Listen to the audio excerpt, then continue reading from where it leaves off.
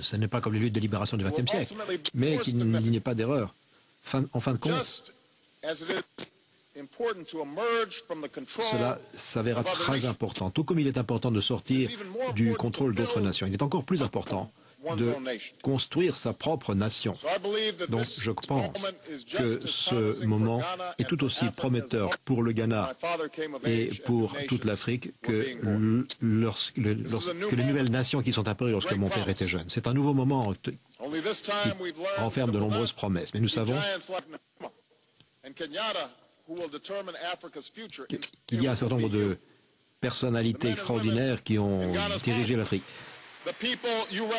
Les gens que vous représentez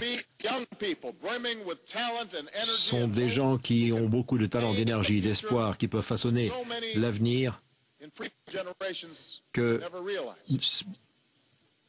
au cours des générations précédentes, il y a plein de personnes qui n'ont pas pu réaliser. Pour réaliser cette promesse, nous devons d'abord reconnaître cette vérité selon laquelle vous avez donné la vie au Ghana. Le développement dépend de la bonne gouvernance.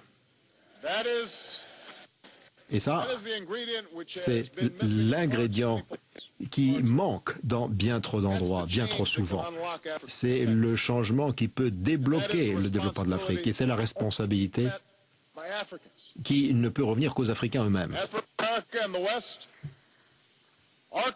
Notre engagement, quant à nous, doit se mesurer autrement que par le nombre de dollars que nous dépensons.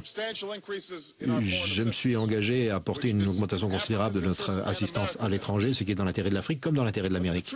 Mais le véritable forme du succès est de savoir s'il ne faut pas que nous devions une source de soutien perpétuel qui va vous aider à vous soutenir. Il faut savoir si nous construisons avec vous les capacités vous permettant d'assurer le changement. Vous-même. Cette responsabilité mutuelle doit être la base de notre partenariat.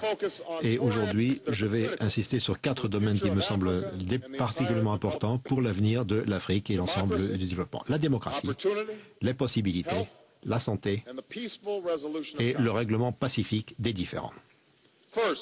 Tout d'abord, nous devons soutenir des gouvernements démocratiques forts et solides. Comme je l'ai dit au Caire, chaque nation donne naissance à la démocratie à sa façon, conformément à ses propres traditions. Mais les urnes sont celles qui donnent le verdict. Le gouvernement doit respecter la volonté de son propre peuple et gouverner par consensus et non pas par la force. Ils sont plus prospères, plus stables, ils réussissent mieux que les gouvernements qui ne le font pas.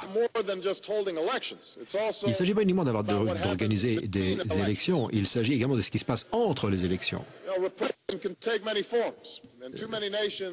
Ça peut prendre de nombreuses formes. Dans bien des nations, même s'il y a des élections, il y a un certain nombre de choses qui maintiennent les gens dans la pauvreté. Aucun pays n'aura une grande richesse si les dirigeants exploitent l'économie pour s'enrichir eux-mêmes. Ou si la police peut être achetée par les trafiquants de drogue.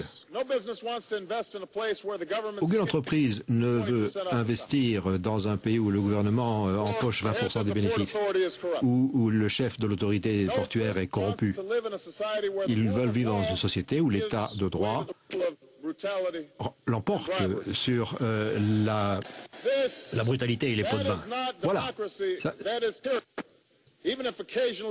Même si de temps en temps on parsème ceci d'une élection ou d'une autre, le moment est venu maintenant que ce type de gouvernance-là s'arrête. Au XXIe siècle, les institutions capables, fiables et transparentes sont la clé du succès. Des parlements forts, des forces de police honnêtes, des juges indépendants, une presse indépendante, un secteur privé fort, une société civile. Voilà les choses qui donnent vie à la démocratie, parce que c'est cela qui compte dans la vie quotidienne des gens. Et à de nombreuses reprises, les Ghanéens ont choisi la règle constitutionnelle par rapport à l'autocratie et ont toujours manifesté cet esprit démocrate qui ont permis à un grand nombre de vos concitoyens à l'emporter. Nous voyons ça parmi les dirigeants qui acceptent. Le président Mills était à côté du président Kufuor derrière moi lorsque je suis arrivé hier soir. Pour m'accueillir, ils ont parlé tous les deux du Ghana. Ils ont résisté aux appels de céder le pouvoir à l'opposition.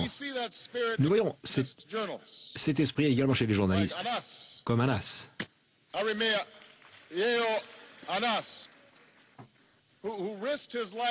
qui a risqué sa vie pour faire part de la vérité. Des officiers de police qui ont poursuivi les premiers trafiquants en Afrique, les gens qui participent au processus politique. On a vu trop d'exemples en Afrique de gens qui prennent leur propre destin en main et qui apportent des changements à partir de la base. Nous l'avons vu au Kenya, où la société civile et le monde des affaires se sont réunis pour défendre les élections. Nous l'avons vu en Afrique du Sud, où plus de 3/4 de la population a voté dans les dernières élections. La 4e élection d'ailleurs depuis la fin de l'apartheid. Nous l'avons vu au Zimbabwe, où les soutiens des élections ne soutiennent pas le principe selon lequel la voix dans l'urne est un droit sacré.